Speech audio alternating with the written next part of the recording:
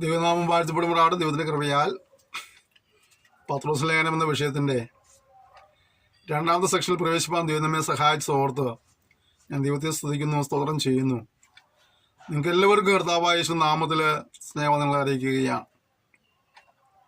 പെരുന്നാളിൽ നൽകുന്ന പ്രോത്സാഹനത്തിനും സഹകരണത്തിനും നന്ദി പറയുന്നു. ദൈവം നിങ്ങളെല്ലാവരെയും ധാരാളമായി അനുഗ്രഹിക്കുമാറാകട്ടെ. തുടർന്ന് ശുശ്രൂഷയെ ഓർത്ത് പ്രാർത്ഥിക്കാൻ ഓർമ്മിപ്പിക്കുകയാണ്. കഴിഞ്ഞ സെക്ഷനിൽ 1-ാം അധ്യായത്തിൻ്റെ 25 വരെ വചനങ്ങളെ ധ്യാനിപ്പാൻ ഇടയായി തീർന്നു. നാം ഈ സെക്ഷനിൽ 2-ാം അധ്യായത്തിൻ്റെ 1-ാമത്തെ വാക്യം മുതൽ നമ്മുടെ ചിന്ത ആരംഭിക്കുകയാണ്. ആകയാൽ സകല ദുഷ്ടതയും എല്ലാ ചതിവും വ്യാജഭാവവും അസൂയയും എല്ലാ നുണയും നീക്കിക്കളഞ്ഞ് ഇപ്പോൾ ജനിച്ച ശിശുക്കളെ പോലെ രക്ഷയ്ക്കായി വളരുവാൻ വചനമെന്ന മായമില്ലാതെ പാൽ കുടിപ്പാൻ വാഞ്ചിപ്പീൻ. അപ്പോൾ ഈ ദൈവവചനം എന്നുള്ളത് എന്താണ്? നിങ്ങൾക്ക് വളരുവാനുള്ള മായമില്ലാത്ത പാലാണ്. മായമുള്ളത് കഴിച്ചാലൊക്കെ വേറെ അസുഖങ്ങളുണ്ടാവും. ദൈവത്തിന് പറയുന്നത് യാതൊരു മായവുമില്ല. ഇത് കഴിച്ചു വേണം വളരുവാൻ. നമ്മുടെ ആളുകൾ പലപ്പോഴും വചനം പഠിക്കാനായിട്ട് ഉത്സാഹം വളരെ കുറവ് ആളുകൾക്ക്. വചനം പഠിപ്പിക്കുന്ന ക്ലാസ്സുകൾ അറ്റൻഡ് ചെയ്യാനോ അല്ലെങ്കിൽ ആ സന്ദേശം കേൾക്കാനോ അത് ഷെയർ ചെയ്യണമെന്ന് വലിയ താല്പര്യമില്ല നമ്മുടെ ആളുകൾക്ക്. കാരണം എന്താ അറിയാമോ?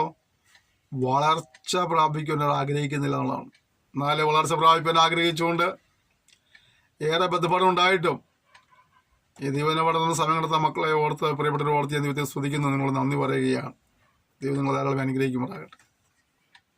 അപ്പോൾ ദൈവനം പഠിക്കുമ്പോൾ ഓർക്കേണ്ട മറ്റൊരു കാര്യം, വളർച്ചയ്ക്കുള്ള മായബലത്തെ പാലായിരിക്കുമ്പോൾ തന്നെ നമ്മളിത് എങ്ങനെയാണ് പഠിക്കണമെന്ന് അറിയാമോ?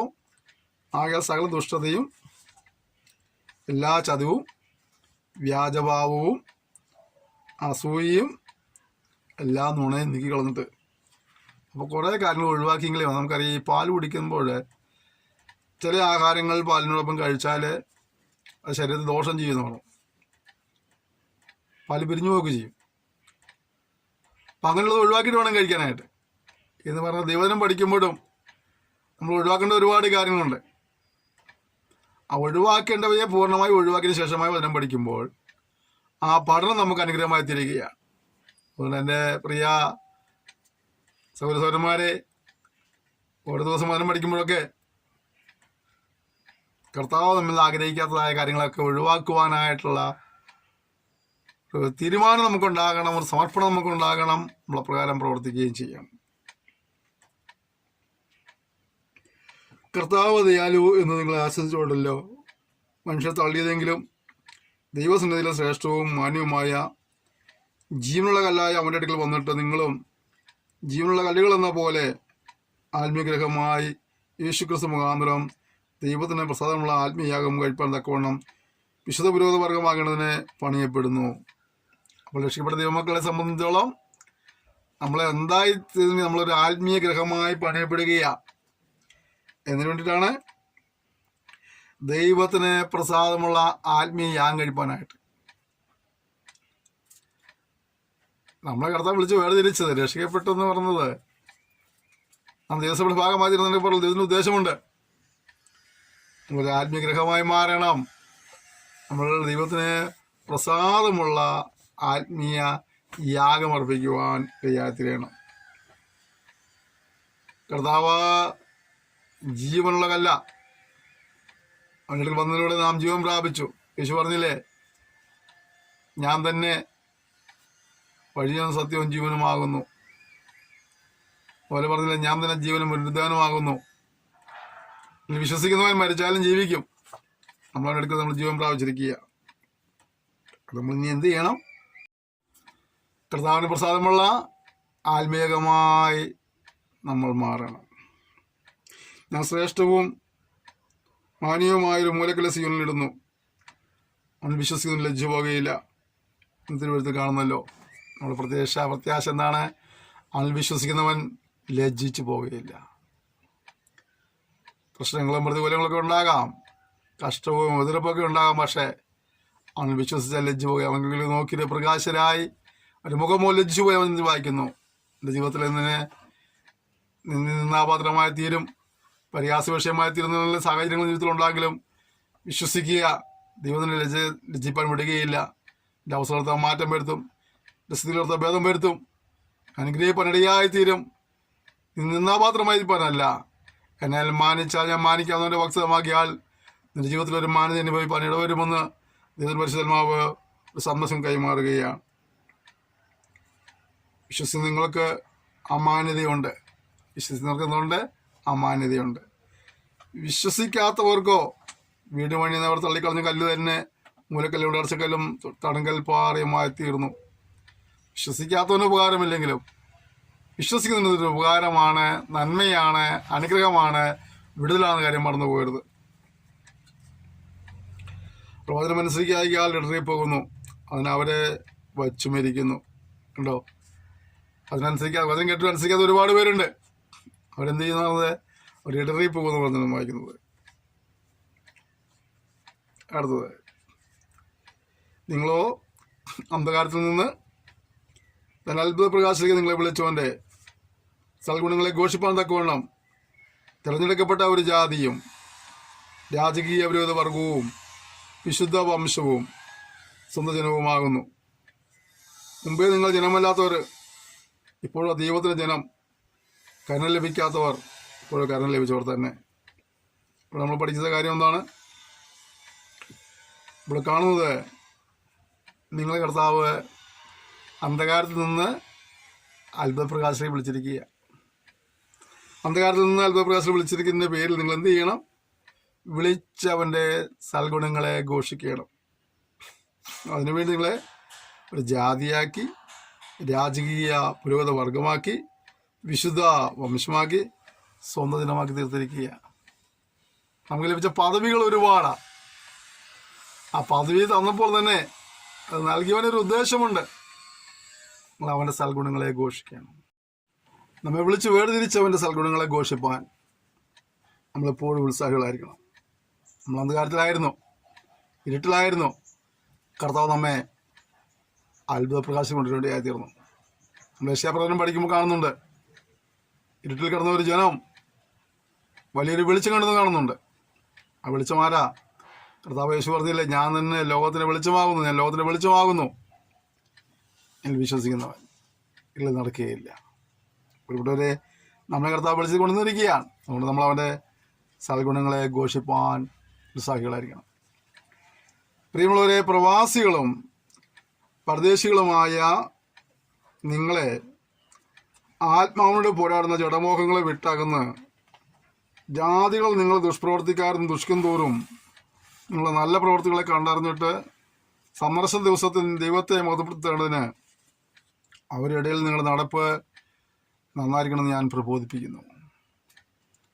അന്ധകാരത്തിലായിരുന്നു, അത്ഭുതപ്രകാശമായി വന്നു, സൽഗുണങ്ങളെ ഘോഷിക്കണം. അപ്പോൾ തന്നെയുള്ള മറ്റൊരു കാര്യം എന്താണ്? നമ്മളിവിടെ ആയിരിക്കുമ്പോൾ നമ്മൾ പ്രവാസികളാണ്. അപ്പോൾ നമ്മൾ എന്ത് ചെയ്യണം? ആത്മാവിനോട് പോരാടുന്ന ജഡമോഹങ്ങളെ വിട്ടകന്ന് മറ്റുള്ളവർ നമ്മെ ദുഷ്പ്രവർത്തിക്കാതെ ദുഷിക്കും തോറും നല്ല പ്രവൃത്തിയെ ദൈവത്തിന് മുന്നിൽ നടത്തിക്കൊണ്ട് ദൈവത്തെ മുഖത്തപ്പെടുത്തണം. എന്നിട്ട് ആ നിലകളിൽ നമ്മൾ ജീവിക്കണമെന്ന് പ്രബോധിപ്പിക്കുക. അപ്പോൾ നമ്മൾ എന്ത് ചെയ്യണം? നമ്മൾ ആത്മാവിനോട് പോരാടുന്ന ജഡമോഹങ്ങളെ വിട്ട് അകന്ന് മറ്റുള്ളവർ നമ്മൾ ദൂഷിക്കുമ്പോഴും നമ്മൾ നല്ല പ്രവർത്തികൾ ചെയ്ത് മുന്നോട്ട് പോയിക്കണമെന്നെങ്കിൽ സമർശ ദിവസത്തിൽ അവരിത് കണ്ട് ദൈവത്തെ മഹത്വപ്പെടുത്താനായിട്ട് കാരണമായി തീരും. നമ്മുടെ നടപ്പ് നന്നാക്കാനുള്ള വലിയ നല്ല ഒരു ഉത്തരവാദിത്വം നമുക്കുണ്ട്. അപ്പോൾ ക്രിസ്ത്യാനിക്ക് ഉത്തരവാദിത്വമുണ്ട്. വെറുതെ ജീവിക്കുകയല്ല, ആണ് ജീവിതത്തിൽ ഒരു ഉത്തരവാദിത്വമുണ്ടെന്ന കാര്യം ഓർമ്മിപ്പിക്കുകയാണ് പിന്നെയും. അടുത്തത്, സകല മനുഷ്യ നിയമത്തിലും കർത്താവിൽ നിമിത്തം കീഴടങ്ങുകയും ശ്രേഷ്ഠ അധികാരി എന്ന് വെച്ച് രാജാവിനും ദുഷ്പ്രവർത്തിക്കാരുടെ ദണ്ഡനത്തിനും സൽപ്രവർത്തിക്കാരുടെ മാനത്തിനുമായി അവനാൽ അയക്കപ്പെട്ടവരെന്നും വെച്ച് നാടുവഴികൾക്കും കീഴടങ്ങുകയും നന്മ ചെയ്തുകൊണ്ട് ബുദ്ധിയില്ലാത്ത മനുഷ്യരുടെ ഭോഷത്വം ഉണ്ടാക്കണം എന്നുള്ളത് ദൈവേഷ്ടമാകുന്നു. കണ്ടോ? നമ്മൾ ഭൂമിയിലായിരിക്കുമ്പോൾ അധികാരികൾ കീഴടങ്ങുക എന്നുള്ളത് മനുഷ്യ നിയമത്തിന് കേട്ടുക എന്നുള്ളത് ദൈവവ്യവസ്ഥയാണ്. ഒരു രാജ്യത്തിന് നിയമങ്ങളുണ്ട്. ആ പ്രജകളുടെ നിലയിൽ ആ രാജ്യത്തെ നിയമങ്ങൾ അനുസരിപ്പാൻ നമ്മൾ ഉത്തരവാദിത്വമുണ്ട്. എൻ്റെ പൗരത്വം സ്വർഗത്തിലാണെന്ന് പറഞ്ഞുകൊണ്ട് ഇവിടുത്തെ നിയമങ്ങൾ അനുസരിക്കാതെ പോകാൻ പാടില്ല എന്ന് പറഞ്ഞത്. ചിലത് അങ്ങനെയൊക്കെയുള്ളവരുണ്ട്. ഞാൻ ഇവിടെ ഉള്ളവരാരും ഭയപ്പെടില്ല, ദൈവത്തെ മാത്രം ഭയപ്പെടുക അല്ല. നീ ഭൂമിയിൽ ജീവിക്കുമ്പോൾ ഇവിടുത്തെ നിയമങ്ങളെ നീ അനുസരിക്കുവാൻ തന്നെയാണ് വചനം പറഞ്ഞത്. അതുകൊണ്ട് ഇവിടുത്തെ വചനങ്ങളോട് മറുതലിക്കാനും അധികാരികളെ മറുതലിക്കാനും എന്നല്ല പറഞ്ഞത്. ഇവിടുത്തെ അധികാരികളെ നീ അനുസരിക്കാൻ തന്നെയാണ് വചനം പറഞ്ഞത്. അങ്ങനെ നീ നന്മ ചെയ്തുകൊണ്ട് ബുദ്ധിയില്ലാത്ത മനുഷ്യരുടെ ഭോഷത്വം ഉണ്ടാക്കണം. അതാണ് ദൈവത്തിൻ്റെ ഇഷ്ടം. സ്വതന്ത്രരായും സ്വാതന്ത്ര്യം ദുഷ്ടതയ്ക്ക് മറയാക്കാതെ ദൈവത്തിൻ്റെ ദാസന്മാരായി നടപ്പീൻ. എല്ലാവരെയും ബഹുമാനിപ്പീൻ, സഹോദരവർഗത്തെ സ്നേഹിപ്പീൻ, ദൈവത്തെ ഭയപ്പെടുവീൻ, രാജാവിനെ ബഹുമാനിപ്പീൻ. അവിടെ പിന്നെയും പറയാ, മറ്റുള്ളവരെ സ്നേഹിക്കുന്നവരായിരിക്കണം. പിന്നെ എല്ലാവരെയും ബഹുമാനിക്കണം, സഹോദരവർഗത്തെ സ്നേഹിക്കണം, ദൈവത്തെ ഭയപ്പെടണം, അധികാരികളെ രാജാവിനെ ബഹുമാനിക്കണം. അപ്പോൾ ബഹുമാനം കൊടുക്കണം, സ്നേഹിക്കണം, ദൈവത്തെ ഭയപ്പെടണം. ഇതൊക്കെ നമ്മൾ ഉത്തരവാദിത്തപ്പെട്ട കാര്യങ്ങളാണ്. സ്വാതന്ത്ര്യമുണ്ടോ എന്ന് വെച്ചിട്ട് സ്വാതന്ത്ര്യം ചെയ്ത് ദുഷ്ടതയ്ക്ക് മറയാക്കാതെ സൂക്ഷിക്കേണ്ടത് നമ്മുടെ ഉത്തരവാദിത്തമാണ്. അടുത്തത് വേലക്കാരെ പൂർണ്ണഭയത്തോടെ യജമാനന്മാർക്ക് നല്ലവർക്കും ശാന്തന്മാർക്കും മാത്രമല്ല മൂർഖന്മാർക്കും കൂടെ കീഴടങ്ങിയിരിപ്പീൻ. അപ്പോഴവിടെ ഒരു തൊഴിലാളിയും തൊഴിലുടമയും തമ്മിലുള്ള ബന്ധത്തെക്കുറിച്ച് പറയുക. ആ തൊഴിലാളി എന്ത് ചെയ്യണം? അവർക്കും കീഴടങ്ങിയിരിക്കണം എന്നുള്ളതാണ്. ഇവിടുത്തെ ദൈവത്തെക്കുറിച്ചുള്ള മനോബോധം നിമിത്തം അന്യായമായ കഷ്ടവും ദുഃഖവും സഹിച്ചാൽ അത് പ്രസാദമാകുന്നു. നിങ്ങൾ കുറ്റം ചെയ്തിട്ട് അടികൊള്ളുന്നത് സഹിച്ചാൽ എന്ത് യശസ്സുള്ളൂ? അല്ല, നന്മ ചെയ്തിട്ട് കഷ്ടം സഹിച്ചാൽ അത് ദൈവത്തിന് പ്രസാദം. അപ്പം ശ്രദ്ധിച്ച്, തെറ്റ് ചെയ്തിട്ടുള്ള അർത്ഥമൊന്നുമില്ല. ചിലരൊക്കെ ചില സമയത്ത് പോയിട്ട് മണ്ടത്തരങ്ങൾ ചെയ്തിട്ട് ഉത്തരവുണ്ടായിട്ട് പ്രശ്നങ്ങളുണ്ടായിട്ട് അതിൻ്റെ പേരിൽ കർത്താവിൻ്റെ പേരിലൊക്കെ പറയാറുണ്ട്. നോ, നമ്മൾ അനുസരിക്കണം, ഭയപ്പെടണം. നന്മ ചെയ്തിട്ടും കഷ്ടം കിട്ടുന്നാലും അതിനൊക്കെ ഒരു പ്രശംസയുണ്ട്. തിന്മ ചെയ്തിട്ട് കുറ്റം ചെയ്തിട്ട് അടികൊള്ളുന്ന നിലവിൽ പ്രശംസിക്കാൻ വകയില്ലെന്നാണ് വചനം പറയുന്നത്. നന്മ ചെയ്തിട്ട് കഷ്ടം സഹിച്ചാൽ ദൈവത്തിന് പ്രസാദമുള്ള കാര്യമാണ്. നീ നന്മ ചെയ്തതിൻ്റെ പേരിൽ ഏതെങ്കിലും നിലകളൊക്കെ കഷ്ടതയുണ്ടെങ്കിൽ മനസ്സിലാക്കേണ്ട കാര്യം, അത് നിനക്ക് നാളുകളിൽ അനുഗ്രഹമായിട്ട് വരുവാൻ കാരണമായി തീരും. അത് ദൈവത്തിന് പ്രസാദ കാര്യമാണ്. ദൈവത്തിന് അതിനായിട്ടല്ലോ നിങ്ങളെ വിളിച്ചിരിക്കുന്നത്. ക്രിസ്തു നിങ്ങൾക്ക് വേണ്ടി കഷ്ടമനുഭവിച്ചു. നിങ്ങളവനെ കാൽച്ചൂടെ പിന്തുടരുവാൻ ഒരു മാതൃക വെച്ച് പോയിരിക്കുന്നു. കർത്താവ് നമുക്ക് വേണ്ടി കഷ്ടം സഹിക്കുകയായിരുന്നു. എന്തു പറയാം, നീയെ അവൻ സഹിച്ച കഷ്ടത്തിലൂടെ നമ്മളും ആ മാതൃകയെ പിൻപറ്റുവാനിടയായിത്തീരണം. നിങ്ങളുടെ പ്രിയപ്പെട്ടവരെ, കർത്താവ് നമുക്ക് കാണിച്ചെന്ന മാതൃക പിൻപറ്റുന്ന പറയുമ്പോൾ നമ്മുടെ കഷ്ടം സഹിച്ചത് പറഞ്ഞിട്ട് അവിടെ പറയുന്നത്. നമുക്കും ആ ഒരു ഉത്തരവാദിത്വം നമ്മളുണ്ടാകണം. കഷ്ടം അനുഭവിപ്പോൾ ഒരു കഷ്ടത കാണുമ്പോൾ ഇട്ടിച്ച് പോകുന്ന ജീവിതമായിരുന്നു ക്രിസ്ത്യാനിയാവരുത്. നീ ജീവിതത്തിലെ കഷ്ടതകളും പ്രയാസങ്ങളെല്ലാം ഉണ്ടാവും. കൊലസ് പറയുന്നത് കഷ്ടം അനുഭവം വരം ലഭിച്ചിരിക്കുന്നു. ചോദിക്കാതെ ലഭിച്ച വരമാണ്. അതുകൊണ്ട് അങ്ങനെയുള്ള സന്ദർഭമൊക്കെ ഉണ്ടാകുമ്പോഴും കർത്താവിനെ തള്ളിക്കളയാതെ കർത്താവിനോട് ജീവിപ്പാനും കർത്താവ് നമ്മെ സഹായിക്കുമ്പോഴാകട്ടെ. കർത്താവിൻ്റെ ജീവിതത്തിലെ കുറിച്ച് പറയുന്നത് അവൻ പാപം ചെയ്തിട്ടില്ല. അവൻ്റെ വല്ല വായിൽ വഞ്ചനയൊന്നും ഉണ്ടായിരുന്നില്ല. തന്നെ സഹായിച്ചിട്ട് പോലും സഹായിക്കാതെ ഇരുന്നു. കഷ്ടം അനുഭവിച്ചിട്ട് ഭീഷണം പറയാതെ ഇരുന്നു. ന്യായമായി വിധിക്കുന്നുവെങ്കിൽ കാര്യമെല്ലാം പരിമേൽപ്പിക്കുകയാണ് ചെയ്തത്. താൻ നന്മ ചെയ്തു, നന്മ സുവിശേഷിച്ചു.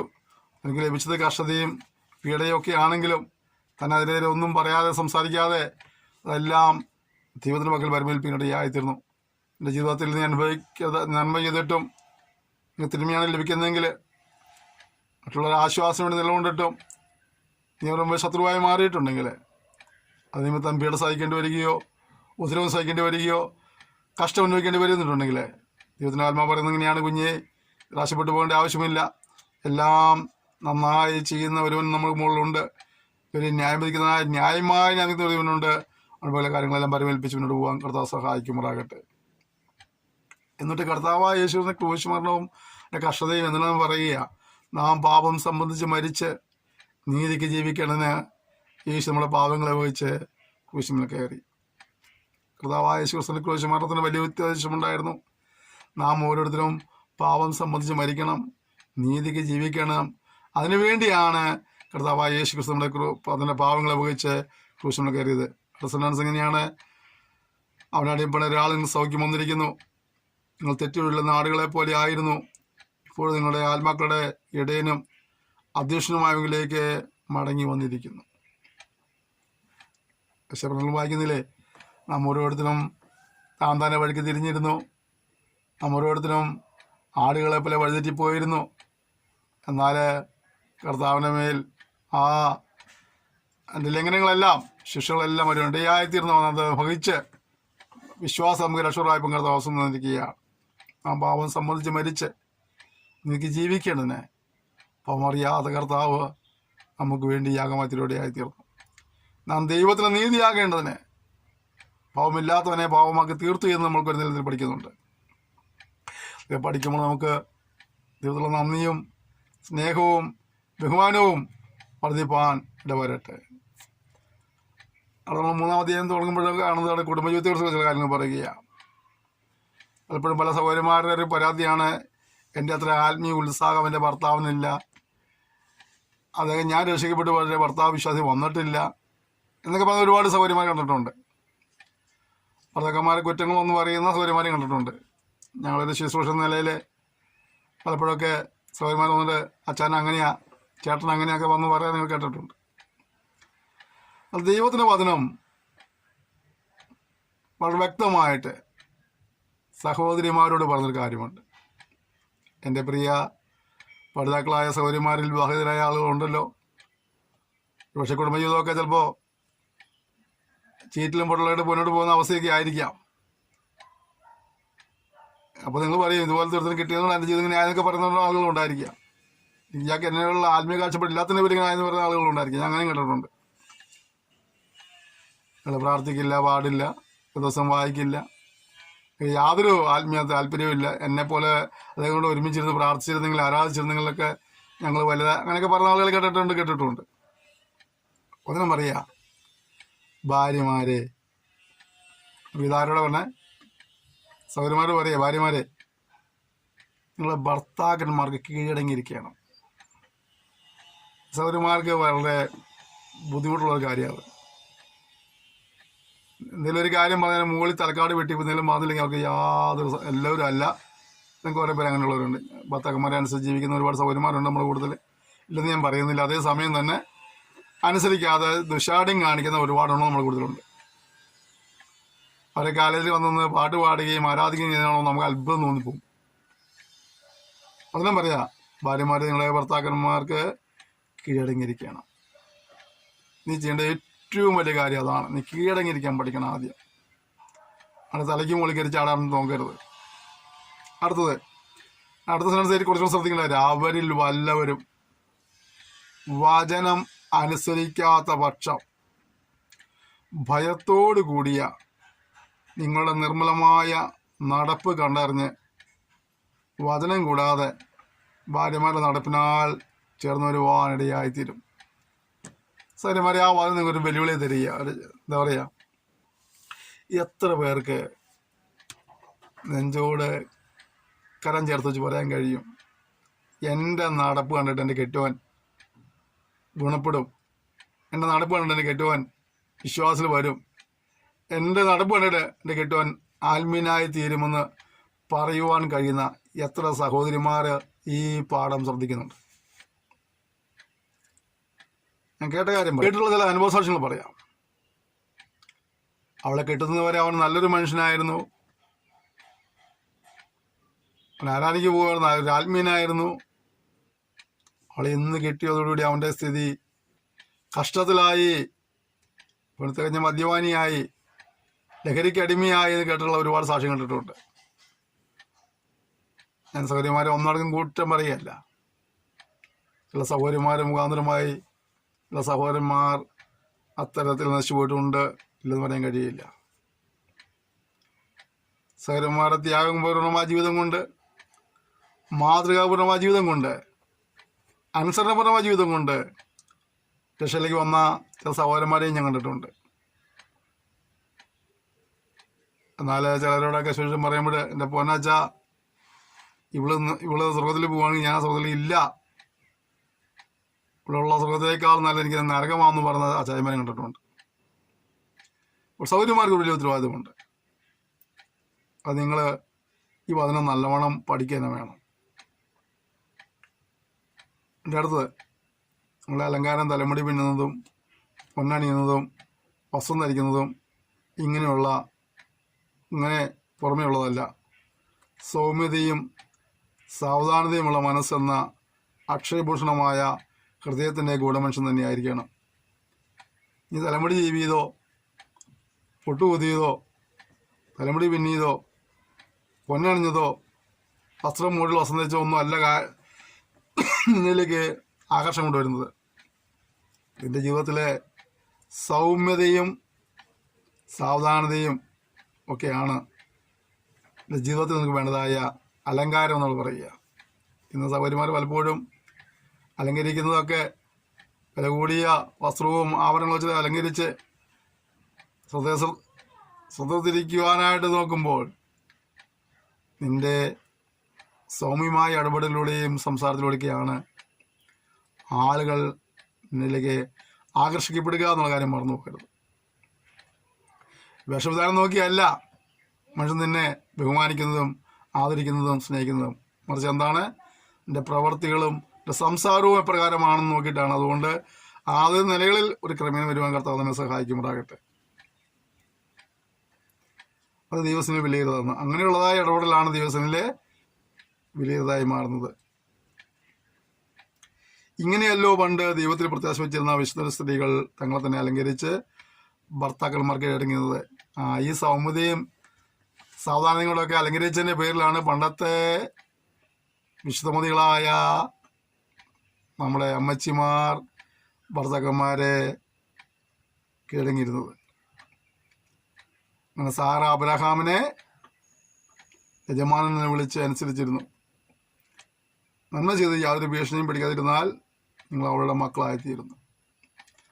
അപ്പോൾ ഒരു വലിയ ഉത്തരവാദിത്തമുണ്ട് നിങ്ങൾക്ക്. ആ ഉത്തരവാദിത്തം നിറവേറ്റുവാനായ ദൈവം നിങ്ങൾ സഹായിക്കുമ്പോഴാകട്ടെ.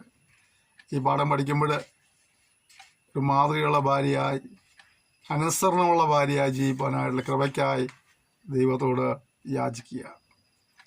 ഈ പാഠം പഠിച്ചു കഴിയുമ്പോൾ നിങ്ങളുടെ ഭർത്താക്കന്മാർ പറയണം, ഇവിടെ എന്തൊക്കെയോ ഒരു മാറ്റങ്ങളിൽ ഉണ്ടായി തുടങ്ങിയിട്ടുണ്ട് എന്നുള്ളതായ കാര്യം പറയേണ്ടതായിത്തീരണം. അല്ലെങ്കിൽ നമ്മൾ എത്ര മണിക്കൂർ കേട്ടാലും അവരും അറിയില്ലേ കേട്ടിട്ടുള്ള കാര്യം വല്ല ഗുണമുണ്ടോ, എന്ത് മാറ്റമാണ് ജീവിതത്തിലുള്ളത് ചോദിക്കാനിടയായിത്തീരും. അതുകൊണ്ട് എൻ്റെ പ്രിയ സഹോദരിമാർ ഓരോ ക്രമീകരണത്തിലേക്കും തീരുമാനം വരുവാനായിട്ട് ഈ പാഠം നിങ്ങൾക്കും സഹായകരമായിട്ട് തന്നെ ഞാൻ ആത്മാർത്ഥം ആഗ്രഹിക്കുകയും പ്രാർത്ഥിക്കുകയും ചെയ്യുകയാണ്. അങ്ങനെ തന്നെ ഭർത്താക്കന്മാരോട് പറയാം, നേരം ഭാര്യമാരോട് പറഞ്ഞ ഭർത്താക്കന്മാരോട് പറയാം, നിങ്ങളുടെ പ്രാർത്ഥനയ്ക്ക് മുടക്കം വരാതിരിക്കണതിന് വിവേകത്തോടെ ഭാര്യമാരുടെ കൂടെ വസിച്ച് സ്ത്രീജനം ബലഹീനപാത്രമെന്നും അവർ ജീവന് കൃപയ്ക്ക് കുറ്റവാസികളെന്നും ഓർത്ത് അവർക്ക് ബഹുമാനം കൊടുക്കുക. ഭർത്താക്കന്മാർക്ക് കൊണ്ട് ഒരു ഉത്തരവാദിത്വം എന്താണ്? നിങ്ങളോട് സംസാരിച്ച് ബഹളമുണ്ടാക്കി അന്നത്തെ പ്രാർത്ഥന മുടങ്ങും. നിങ്ങളെ പ്രാർത്ഥനയ്ക്ക് മുടക്കം വരാതിരിക്കണതിന്, അവരുടെ പ്രാർത്ഥനയ്ക്കല്ല, നിങ്ങളുടെ പ്രാർത്ഥനയ്ക്ക് മുടക്കം വരാതിരിക്കുന്നതിന് വിവേകത്തോടെ ആയിരിക്കണം കാര്യങ്ങളൊക്കെ. എന്താണ് ഇത് ബലഹീനപാത്രം എന്ന് പറഞ്ഞത്? ഈ സൃഷ്ടിപ്പ് വെച്ച് നോക്കിയാൽ മണ്ണ ബലഹീനവും എല്ല് ഉറപ്പുള്ളതാണ്. എന്നിട്ടും പരിശുദ്ധാത്മാവ് പറഞ്ഞത് ഇങ്ങനെയാ, ശ്രീജന ബലഹീന മാത്രമെന്നും അവർ ജീവൻ്റെ കൃപയ്ക്ക് കൂട്ടവാശിലൊന്നും ഓർത്തവർക്ക് ബഹുമാനം കൊടുക്കുക. അവിടെ ശ്രദ്ധിക്കുവാനും കേൾപ്പാനുള്ളൊരു മനസ്സ് നമുക്കുണ്ടാകണം. തീർച്ചയ്ക്ക് എല്ലാവരും ഐകമത്യവും സഹതാപവും സഹോദരപ്രീതിയും മനസ്സിലവും വിനയബുദ്ധിയുള്ളവരായിരിക്കും. നമുക്ക് എന്തൊക്കെ വേണം? ഐകമത്യം വേണം, സഹതാപം വേണം. സഹതാപം കാണിക്കേണ്ടത് സഹതാപം കാണിക്കണം, സഹോദരപ്രീതി കാണിക്കേണ്ടത് സഹോദരപ്രീതി കാണിക്കണം, മനസ്സിൽ കാണിക്കേണ്ടത് മനസ്സിൽ ഉണ്ടാകണം, വിനയബുദ്ധി കാണിക്കേണ്ടത് വിനയബുദ്ധി ഉണ്ടായിരിക്കണം. അതുപോലെ ദോഷത്തിന് പകരം ദോഷം ചെയ്യാതെ, ശകാരത്തിന് പകരം ശകാരം ചെയ്യാതെ നിങ്ങൾ അനുഗ്രഹം അനുഭവിക്കേണ്ടതിനായി വിളിക്കപ്പെട്ടവരായതുകൊണ്ട് നിങ്ങൾ അനുഗ്രഹിക്കുന്നവരായി തീരണം. അനുഗ്രഹം പ്രാപിപ്പാൻ വിളിക്കപ്പെട്ടവരായത് നമ്മൾ എന്ത് ചെയ്യണം? നമ്മൾ അനുഗ്രഹിക്കുന്നവരായിത്തീരണം. ദോഷം വരെ ദോഷം ചെയ്യാൻ പോകണ്ട, ശകാരത്തിന് വരെ ശകാരം ചെയ്യാൻ പോകണ്ട. എന്നിട്ട് അടുത്ത് ജീവനെ ആഗ്രഹിക്കുകയും ശുഭകാലങ്ങൾ മാനിച്ചുകയും ചെയ്യുന്നവൻ ദോഷം ചെയ്യാതെ തൻ്റെ നാവിനെയും വ്യാജം പറയാതെ തൻ്റെ അതിലത്തെയും അടക്കിക്കൊള്ളട്ടെ. അവർ ദോഷം വിട്ട് ഗുണം ചെയ്യുകയും സമാധാനം അന്വേഷിച്ച് പിന്തുടരുകയും ചെയ്യട്ടെ. കർത്താവിൻ്റെ കണ്ണ് നീതിമാന്മാരുടെ മേലും എൻ്റെ ചെവി അവരുടെ പ്രാർത്ഥനയ്ക്കും തുറന്നിരിക്കുന്നു. കർത്താവിൻ്റെ മുഖം ദുഷ്പ്രവർത്തിക്കാർക്ക് പ്രതികൂലമായിരിക്കുന്നു. ജീവനെ ആഗ്രഹിക്കുന്ന ശുഭകാലമാണ് അവൻ ആഗ്രഹിക്കുന്നതായ ഓരോരുത്തരും ചെയ്യുന്ന കാര്യം എന്താണ്? ദോഷം ചെയ്യാതെ എൻ്റെ നാവിനെയും വ്യാജം പറഞ്ഞതിൻ്റെ അതിരത്തെയും സൂക്ഷിക്കണം. ദോഷം വിട്ടകന്ന് ഗുണം ചെയ്യണം, സമാധാനം അന്വേഷിച്ച് പിന്തുടരണം. നമ്മളവർക്കാണ് കിട്ടുന്നത് ശുഭഭാവി ഉണ്ടാവുകയുള്ളൂ. അപ്പോൾ നമ്മുടെ ജീവിതത്തിൽ ഉയർച്ചയും നന്മയും വിടുതലാണ് ആഗ്രഹിക്കുന്നതിൽ ദോഷം വിട്ടത് ഗുണം ചെയ്യുക എന്നുള്ളതാണ് നമ്മുടെ ഏറ്റവും വലിയ ഉത്തരവാദിത്തമുള്ളത്. അടുത്തത്, നന്മ ചെയ്യുന്നതിൽ ശുഷ്കാന്തിയുള്ളവരാകുന്നെങ്കിൽ നിങ്ങൾക്ക് ദോഷം ചെയ്യുന്നവനാൾ. നീതി നിമിത്തം കഷ്ടം സഹിക്കേണ്ടി വന്നാലും നിങ്ങൾ ഭാഗ്യവാന്മാർ. അവരുടെ ഭീഷണത്തിൽ ഭയപ്പെടുകയും കലങ്ങുകയും വരുത്. എന്നാൽ ക്രിസ്തുവിനെ നിങ്ങളുടെ ഹൃദയങ്ങളിൽ കർത്താവായി വിശദീകരിപ്പീൻ. നമ്മൾ കർത്താവിനെ നമ്മുടെ ഉള്ളിൽ സ്വീകരിച്ചുകൊണ്ട് കഷ്ടം അനുഭവിച്ചാലും നമ്മൾ എന്ത് ചെയ്യുന്നത്? നിരാശപ്പെട്ടു പോകേണ്ട ആവശ്യമില്ല എന്ന് വചനം പറഞ്ഞത്. എന്താ കാരണം? കർത്താവ് നമ്മുടെ കൂടെ ഉണ്ട്, അല്ലേ? ഉണ്ട്. നിങ്ങളുടെ പ്രത്യാശയെക്കുറിച്ച് ഞാൻ ചോദിക്കുന്ന ഏവനോടും സൗമ്യതയോടും ഭയഭക്തിയും കൊണ്ട് പ്രതിവാദം പറയുവാൻ എപ്പോഴും ഒരുങ്ങിയിരിക്കും. നമ്മുടെ പ്രത്യാശയെക്കുറിച്ച് ആര് ചോദിച്ചാലും അത് പറയുവാനുള്ള ഉത്തരവാദിത്വം നമുക്കുണ്ട്. നാം അതിനെപ്പോഴും ഒരുങ്ങിയിരിക്കുന്നവരായിരിക്കണം എന്ന് വചനം പറയുന്നു. ക്രിസ്തു നിങ്ങൾക്കുള്ള നല്ല നടപ്പിനെ ദുഷിക്കുന്നവർ നിങ്ങളെ പഴിച്ചു പറയുന്നതിൽ ലജിക്കേണ്ടതിന് നല്ല മനസ്സാക്ഷിയുള്ളവരായിരിക്കും. നമ്മൾ നന്മ ചെയ്തിട്ട് നമ്മൾ ദുഷിക്കുകയാണെങ്കിലും നിരാശപ്പെട്ടു പോകേണ്ട ആവശ്യമില്ല. അതൊക്കെ കർത്താവിന്റെ സന്നിധിയിൽ നമുക്ക് വളരെ പ്രതിഫലത്തിന് കാരണമായി തീരും. നിങ്ങൾ കഷ്ടം സഹിക്കേണ്ടതെന്ന് ദൈവതമെങ്കിൽ തിന്മ ചെയ്തിട്ടല്ല, നന്മ ചെയ്തിട്ട് സഹിക്കുന്നത് ഏറ്റവും നന്ന്. ക്രിസ്തു നമ്മെ ദൈവത്തോട് അടുപ്പിക്കണതിന് നീതിമാനായി നീതികളുടവർക്ക് വേണ്ടി പാപം നിമിത്തം ഒരിക്കൽ കഷ്ടം അനുഭവിച്ചു. ജഡത്തിൽ മരണശിക്ഷ ഏൽക്കുകയും ആത്മാവിൽ ജീവിക്കപ്പെടുകയും ചെയ്തു. ആത്മാവിൽ അവൻ ചെന്ന് നോഹയുടെ കാലത്ത് പെട്ടകം ഒരുക്കുന്ന സമയം ദൈവം ദീർഘക്ഷമയോടെ കാത്തിരിക്കുമ്പോൾ അനുസരിക്കാത്തവരായി തടലുള്ള ആത്മാക്കളോട് പ്രസംഗിച്ചു. ആ പെട്ടകത്തിൽ അല്പജനം എന്ന് വെച്ചാൽ 8 പേർ വെള്ളത്തിൽ കൂടി രക്ഷ പ്രാപിച്ചു. അത് സ്നാനത്തിനൊരു മുൻകുറി. സ്നാനമോ ഇപ്പോൾ ജഡത്തിൻ്റെ അഴുക്ക് കളയാനായിട്ടല്ല, ദൈവത്തോടുള്ള നല്ല മനസാക്ഷിക്കായിട്ടുള്ള അപേക്ഷയായിട്ടത്രേ. യേശുക്രിസ്തുവിൻ്റെ പുനരുദ്ധാനത്താൽ നമ്മെയും രക്ഷിക്കുന്നു. അവൻ സ്വർഗത്തിലേക്ക് പോയി ഇതിന് വലത്തുഭാഗത്ത് ഇരിക്കുന്നു. ദൂതന്മാരും അധികാരങ്ങളും ശക്തികളും അവനെ കീഴ്പ്പെട്ടിരിക്കുന്നു. ഇവിടെ കഷ്ടം അനുഭവിക്കുന്ന കുറിച്ച് പറയുമ്പോൾ യേശുക്രിസ്തുവിനെ മാറിപ്പുറത്ത് പറയുകയാണ്. കർത്താവായ യേശുക്രിസ്തു നമുക്ക് വേണ്ടി മരിച്ചപ്പോൾ താൻ തെറ്റുകൾ ചെയ്തിട്ടല്ല, താൻ നീതിമാനായിരുന്നു. പക്ഷേ പാവികളെ നമ്മെ സ്നേഹിച്ച് നമുക്ക് വേണ്ടിയ പങ്കുപാടുകൾ സഹിച്ചു.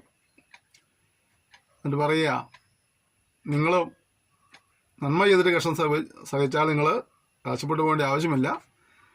അത് ദിവസനിൽ അത് പ്രസാദകരമായ കാര്യമാണ്.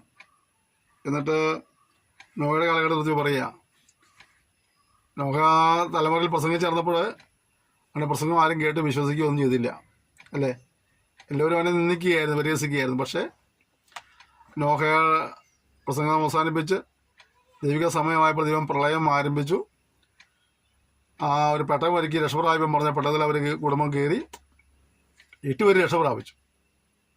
ബാക്കിയുള്ളവരൊക്കെ നശിച്ചുപോയി. ഈ തലമുറയിൽ സുവിശേഷം ലോകത്തിൻ്റെ വിവിധ ഭാഗങ്ങൾ പറഞ്ഞുകൊണ്ടേയിരിക്കുകയാണ്. വിവിധ ഭാഷകളിൽ വിവിധ മാധ്യമങ്ങൾ ഉപയോഗിച്ച് 24 മണിക്കൂറും ദൈവത്തിന് പറഞ്ഞിങ്ങനെ പ്രസംഗിച്ചുകൊണ്ടേയിരിക്കുകയാണ്. കുറേ പേര് കേൾക്കുന്നു, വിശ്വസിക്കുന്നു, കുറേ പേര് കേട്ടിട്ടും അനുസരിക്കാതെ പോകുന്നു. പക്ഷേ ദൈവിക സമയമാകുമ്പോൾ, ജലപ്രളയ സമയമായപ്പോൾ ദൈവം മഴ പെയ്ച്ച് പ്രളയമുണ്ടാക്കിയതുപോലെ, ആ തലമുറ ചിലരെയും ന്യായം വിധിച്ച് കൊന്നുകളഞ്ഞതുപോലെ ഇപ്പോൾ സുവിശേഷം അനുസരിക്കാത്തവർക്കും ഒരു ന്യായവിധി വരുന്നുണ്ട്.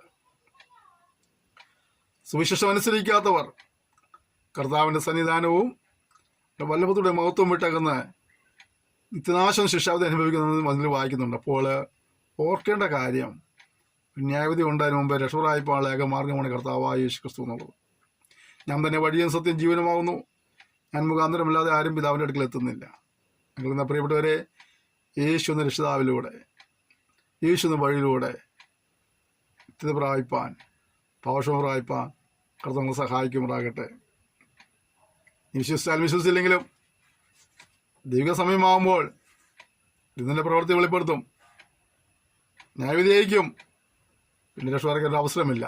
അത് ജീവിച്ചിരിക്കുമ്പോൾ കേൾക്കുവാനും മനസ്സിലാക്കുവാനും കഴിയുന്ന സമയത്ത് കേട്ടും വിശ്വസിച്ചും അനുസരിച്ച് മുന്നോട്ട് പോകാനായി കർത്താവ് ഓരോരുത്തരെയും സഹായിക്കുമാറാകട്ടെ. സ്നാനത്തെക്കുറിച്ച് പല തർക്കങ്ങളും വാദങ്ങളൊക്കെ ഉണ്ടെങ്കിലും പല സെക്ഷനിൽ സ്നാനം എന്ന് നമ്മൾ പറഞ്ഞിട്ടുണ്ടെങ്കിൽ ഇന്ന് തൊട്ടുറപ്പിക്കുക. സ്നാനം ദൈവത്തിൻ്റെ കൽപ്പനയാണ്, കർത്താവ് നമുക്ക് മാതൃക കാണിച്ചു തന്നതാണ്, ദൈവത്തിൻ്റെ ആലോചനയാണ്, ദൈവത്തിൻ്റെ നീതിയാണ്. അത് യേശുവിൻ്റെ ചേരുവാനുള്ളതാണ്. യേശുവിൻ്റെ മരണത്തോടും അടക്കത്തോടും പുനരുദ്ധാനത്തോടും ഏകീഭവിക്കുന്നതാണ്. ആ യേശുവിനെ ധരിക്കുന്നതാണ്. ഇവിടെ വായിച്ച ദൈവത്തിലുള്ള നല്ല മനസ്സാക്ഷിക്കായുള്ള അപേക്ഷയും കൂടിയാണ്. സ്നാനം ഒരു കൂട്ടരുടെയും സ്വന്തമല്ല. സ്നാനം ദൈവവചനമാണ്, ദൈവികമാണ്. അത് വചനം കേട്ട് വിശ്വസിച്ച് മാനസാന്തരപ്പെട്ടവർക്കാണ് സ്നാനം ഏറ്റതായ ചരിത്രം നമ്മൾ പുസ്തകത്തിൽ കാണുന്നത്. കൊണ്ട് ദൈവം കേട്ട് പാവങ്ങളേറ്റ് കുറഞ്ഞ് ഉപേക്ഷിച്ച് ദൈവത്തെ ഭയപ്പെട്ട് ജീവിപ്പാൻ തീരുമാനമെടുത്ത പ്രിയപ്പെട്ടവർ രക്ഷിക്കപ്പെട്ടവരാണ് സ്നാനമെടുക്കുന്ന കാര്യം മറന്നു പോകരുത്.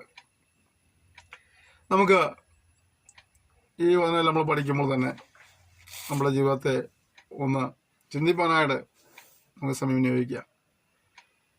ഏതെങ്കിലും നിലകളിലൊക്കെ നാം ദൈവത്തിൽ നിന്ന് പോയിട്ടുണ്ടെങ്കിൽ, അകന്നു പോയിട്ടുണ്ടെങ്കിൽ, പ്രമാണങ്ങൾ അനുസരിക്കാതെ പോയിട്ടുണ്ടെങ്കിൽ അല്ല മടങ്ങി വരുന്ന നമുക്ക് തീരുമാനമെടുക്കാം, ക്ഷമ ചോദിക്കാം. ലഭിക്കുന്ന ആയുസ് ദൈവനാമ മഹത്വത്തിന് വേണ്ടി, ദൈവരാജ്യവ്യാപ്തിക്കായി ദൈവത്തെ പൂർണ്ണമായി അനുസരിച്ച് ജീവിക്കാനായിട്ട് സമർപ്പിച്ച് പ്രാർത്ഥിക്കുക. സ്വർഗീയ പിതാവേ തന്ന സെക്ഷനായി സ്തോത്രം ചെയ്യുന്നു. വിവിധ നിലകളിൽ സംസാരിപ്പാനിടയായി തീർന്നല്ലോ. ഇവിടുത്തെല്ലാം പരിശോധന പൂരിപ്പിക്കുമ്പോഴാണെന്ന് പ്രാർത്ഥിക്കുന്നു. അതിനും പഠിക്കുന്നവരെയും പഠിപ്പിക്കുന്നവരെയും ശുശ്രൂഷത്ത് പ്രാർത്ഥിക്കുന്നവരെയും സന്ദേശങ്ങൾ പങ്കുവയ്ക്കുന്നവരെയും പിതാവേ ഓർത്ത് പ്രാർത്ഥിക്കുന്നവരെയും സഹായിക്കുന്നവരെല്ലാം ഞാൻ അനുഗ്രഹിക്കുമ്പോഴാണെന്ന് പ്രാർത്ഥിക്കുന്നു. ഞങ്ങൾ നിന്റെ സന്നിധാനത്തിൽ നിനക്ക് പ്രസാദമുള്ളവരാ ജീവിപ്പാണ് കൃപ എന്ന് അറിയപ്പെടുമ്പോഴാണെന്ന് പ്രാർത്ഥിക്കുന്നു. ജീവിച്ച അനുഗ്രഹങ്ങൾ പ്രാപിക്കണം കൃത സഹായിച്ചാട്ടെ. തിരുനാമത്തെ പിന്നെയും മഹത്വപ്പെടുത്തിയാട്ടെ. യേശു നാം തന്നെ ആമേൻ. ക്ഷമയോടെ ഈ സന്ദേശത്തെ കുറിച്ച് നന്ദി പറയുന്നു. ഇത് നിങ്ങൾ എല്ലാവരും ധാരാളമായി അനുഗ്രഹിക്കുമ്പോഴാണ് കർത്താവിൻ്റെ ഒരു താമസിച്ചാൽ നമുക്ക് അടുത്ത സെക്ഷനിൽ വീണ്ടും കാണാം. അതിന് കർത്താവിൻ്റെ വിസാരം ചെറിയ സൂക്ഷിക്കാനായിട്ട് പരസ്പരം ഓർത്ത് പ്രാർത്ഥിക്കാം. എല്ലാ സഹകരണത്തിനും പ്രോത്സാഹനം ഒരിക്കലും നന്ദി പറയുന്നു. Thank you. May God bless you.